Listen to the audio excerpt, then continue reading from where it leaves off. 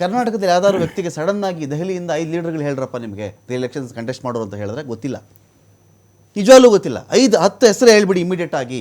ದೆಹಲಿ ಕಾಂಗ್ರೆಸ್ಸಲ್ಲಿ ಇರ್ತಕ್ಕಂಥ 5-10 ಹೆಸರು. ಶೀಲಾ ದೀಕ್ಷಿತ್ ಲಾಸ್ಟ್ ನಾವು ಕೇಳಿದ್ದು, ಯಾಕೆ ಹೀಗಾದ್ರಿ ನೀವು ಅಂತ. ನೋಡಿ ಸರ್, ಯುವಕರಿಗೆ ಮಾನ್ಯತೆ ಕೊಡಬೇಕನ್ನೋದು ನಮ್ಮ ಪಕ್ಷದಲ್ಲಿದೆ. ಆದರೆ ಎಲ್ಲೋ ಒಂದು ಕಡೆ ದೆಹಲಿಯ ಮಟ್ಟದ ನಾಯಕರು, ರಾಷ್ಟ್ರ ಮಟ್ಟದ ನಾಯಕರು ಪ್ರತಿ ರಾಜ್ಯವಾರು ಜಿಲ್ಲೆವಾರು ಕಾರ್ಯಕರ್ತರನ್ನ ಬೆಳೆಸುವಂಥ ವಿವೇಚನೆಯನ್ನು ಮಾಡಬೇಕಾಗಿದೆ. ಓಕೆ. ಯಾಕಂದರೆ ಈಗ BJP ಅವರು ಏನು ಸಿಟ್ಟಿಂಗ್ ಅಂತ ಕರೀತಾರೆ, ಅವರಲ್ಲಿ ಆ ಕಾರ್ಯಕರ್ತರನ್ನ ಗ್ರಾಮ ಮಟ್ಟಗಳಲ್ಲಿ ಹೋಗಿ ಮುಟ್ಟಿಸುವಂಥ ವ್ಯವಸ್ಥೆ ಅವ್ರು ಮಾಡ್ತಾ ಇದ್ದಾರೆ. ನಮ್ಮಲ್ಲಿ ಅದು ಸ್ವಲ್ಪ ಇನ್ನೂ ಹಿನ್ನಡೆ ಆಗ್ತಾ ಇದೆ. ಅದಕ್ಕೆ ನಮ್ಮ ಖರ್ಗೆ ಸಾಹೇಬರು ಸಹ ಮೊನ್ನೆ ಕರ್ನಾಟಕಕ್ಕೆ ಬಂದಾಗ, ಅದರಲ್ಲೂ ವಿಶೇಷವಾಗಿ ಉತ್ತರ ಕರ್ನಾಟಕಕ್ಕೆ ಬಂದಾಗ 3 ಜಿಲ್ಲೆಗಳ ಫಲಿತಾಂಶ ಮುಗಿದ ಮೇಲೆ ನಾವು ಬೆಳಗಾಮಲ್ಲಿ ಒಂದು ಗಾಂಧಿ 100ನೇ ವರ್ಷ ಗಾಂಧಿದು ಒಂದು ಕಾರ್ಯಕ್ರಮವನ್ನು ಮಾಡಿದಾಗ ಕಾರ್ಯಕರ್ತರನ್ನ ಗುರುತಿಸುವಂಥ ವ್ಯವಸ್ಥೆ ಮಾಡಬೇಕು, ಕಾರ್ಯಕರ್ತರಿಗೆ ಅವಕಾಶಗಳನ್ನು ಕೊಡಬೇಕು. ನೀವು ಹೇಳಿದಾಗೆ ದಿಲ್ಲಿ ಮಟ್ಟದಲ್ಲಿ ಇರ್ಬೋದು, ಜಮ್ಮು ಕಾಶ್ಮೀರ ಮಟ್ಟದಲ್ಲಿ ಹೋಗುವಂಥ ವ್ಯವಸ್ಥೆಗಳಿಗೆ ಅವಕಾಶವನ್ನು ಮಾಡಿಕೊಡುವಲ್ಲಿ ಯುವಕರು ಅಂತ ಹೇಳ್ತಾ ಇದ್ದಾರೆ ರಾಹುಲ್ ಗಾಂಧಿ ಅವರು. ಆದರೆ ಇನ್ನೂ ಸಹ ಕೆಳಮಟ್ಟದಲ್ಲಿ ಹೋಗುವಂಥ ವ್ಯವಸ್ಥೆಗೆ ಪೂರಕವಾಗಿ ವಿಶೇಷವಾಗಿ BJP ಅವರು ನನ್ನ ಗಮನಕ್ಕೆ ಬಂದಾಗೆ ಮಾಸ್ ಕಮ್ಯುನಿಕೇಷನನ್ನು ಬಹಳ ಉಪಯೋಗ ಮಾಡಿಕೊಂಡ್ರು. ದೆಹಲಿಯಲ್ಲಿ ಎಷ್ಟು ಪ್ರಜ್ಞಾವಂತ ಮತದಾರರಿದ್ದಾರೆ, ಆ ದಿಲ್ಲಿ ಪ್ರಜ್ಞಾವಂತ ಮತದಾರರನ್ನು ಸಹ ಎಲ್ಲ ಸ್ಯಾಮ್ ಪಿಟ್ರೋಡ ಮೇಲೆ ಮುನಿಸ್ಕೊಂಡು ಕೂತ್ಕೊಂಡ್ರಿ ನೀವು.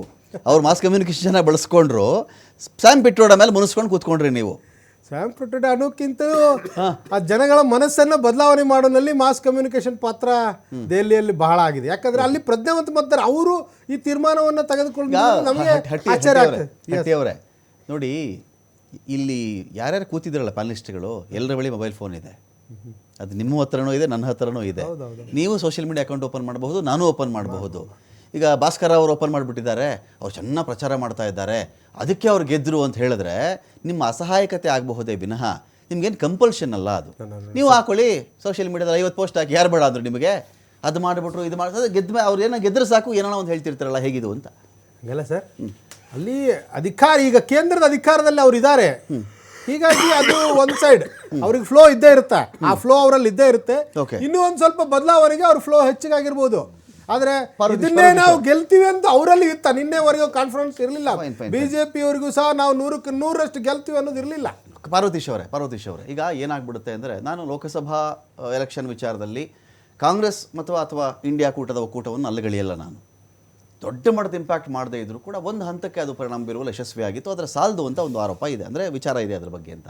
ಅಂದರೆ ಈಗ ನೀವು ಇದಾದ ಮೇಲೆ ಏನು ಅಂತ ಬಂದಾಗ, ಹೋರಾಟದ ವಿಚಾರದಲ್ಲಿ ಒಂದು ಫೋಕಸನ್ನು ಕಳ್ಕೊಂಡಿದ್ದಾವ ಪ್ರತಿಪಕ್ಷಗಳು ಅಂತ. ಮತ್ತು ಎಲೆಕ್ಷನ್ ಇರದೇ ಇದ್ದಾಗ ಒಂಥರ, ಎಲೆಕ್ಷನ್ ಬಂದಾಗ ಒಂಥರ ಸ್ಟ್ರಾಟಜಿಗಳನ್ನು ಮಾಡುವಲ್ಲಿ, ಒಂದು ಕೇಡರನ್ನು ಬೆಳೆಸುವಲ್ಲಿ, ವಿಷಯಗಳನ್ನು ಚೆನ್ನಾಗಿ ಜನಗಳಿಗೆ ಮನದಟ್ಟು ಮಾಡುವಲ್ಲಿ ಅದರ ವೈಫಲ್ಯತೆಯೇ ಇದಕ್ಕೆಲ್ಲ ಕಾರಣ ಅಂತ. ಈಗ ರಮಕಾಂತ್, ಇದು ಆಯಾ ಪಕ್ಷದವರು ಸಮರ್ಥಿಸ್ಕೊಳ್ಳೋದು, ಸಮಜಾಯಿಷಿಗಳನ್ನು ಕೊಡೋದು ಇದ್ದಿದ್ದೇನೆ. ಓಕೆ. ನಾವೆಲ್ಲ ನೋಡ್ತಾ ಇದ್ದೀವಿ, ಈ ಚುನಾವಣೆ ಓಪನ್ ವಾರ್ ಫ್ರಂಟ್ ಇದು. ಓಕೆ. ಇದು ಮುಕ್ತವಾಗಿ ಎಲ್ಲರ ಎದುರುಗಡೆ ನಡೀತಾ ಇದೆ. ಬಲಾಬಲಗಳ ಪರೀಕ್ಷೆಯೇ. ಮೇಲ್ನೋಟಕ್ಕೆ ತಕ್ಷಣದಲ್ಲಿ ಕಾಣಿಸ್ತಾ ಇರೋದೇನೆಂದರೆ, ನರೇಟಿವ್ ಸಾಲ್ತಾ ಇಲ್ಲ. ಆಮ್ ಆದ್ಮಿ ಪಕ್ಷ ಇರ್ಬೋದು, ಕಾಂಗ್ರೆಸ್ನವ್ರು ಇರ್ಬೋದು, ಇವ್ರು ಏನೊಂದು ಎಲೆಕ್ಷನ್ ನರೇಟಿವ್ ಬಿಲ್ಡ್ ಮಾಡ್ತಾ ಇದ್ದಾರಲ್ಲ, ಇದು ಸಾಕಾಗ್ತಿಲ್ಲ, ಜನ ಕನ್ವಿನ್ಸ್ ಆಗ್ತಾ ಇಲ್ಲ. ಕರೆಕ್ಟ್. ನಾನು ನೀವು ಬರ್ಲಿಕ್ಕಿಂತ ಮುಂಚೆ ಡಿಬೇಟ್ ಅದು ಕೇಳಿದ್ದೆ. ಎರಡನೇದು, BJP ಅವ್ರದ್ದು ಇಡೀ ದೇಶ ಗೆದ್ರು, ದೆಹಲಿ ಗೆದ್ದಿರಲಿಲ್ಲ ಅವ್ರು ಇದುವರೆಗೂ.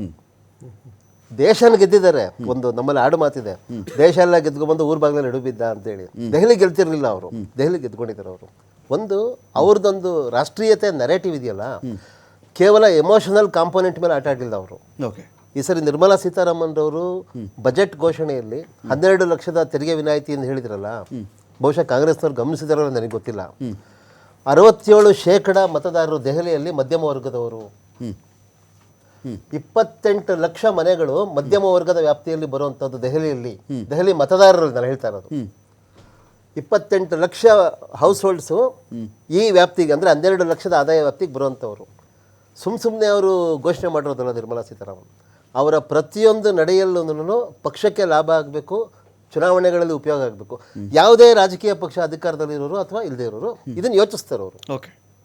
ಇದನ್ನು ಇವ್ರು ಯಾರಿಗೂ ಮಾತಾಡೋಕ್ಕಾಗಿರಲಿಲ್ಲ. ಎರಡನೇದು, ಸೋಷಿಯಲ್ ವೆಲ್ಫೇರ್ ಸ್ಕೀಮ್ಸು ಮತ್ತು ಗವರ್ನೆನ್ಸ್, ಗುಡ್ ಗವರ್ನೆನ್ಸ್ ಅನ್ನೋದಿದೆಯಲ್ಲ, ಇದು ಸಾಕಾಗ್ತಿಲ್ಲ ಜನಕ್ಕೆ. ಓಕೆ. ಈಗ ಅರವಿಂದ್ ಕೇಜ್ರಿವಾಲ್ ಸಿಂಬಲ್ ಏನು?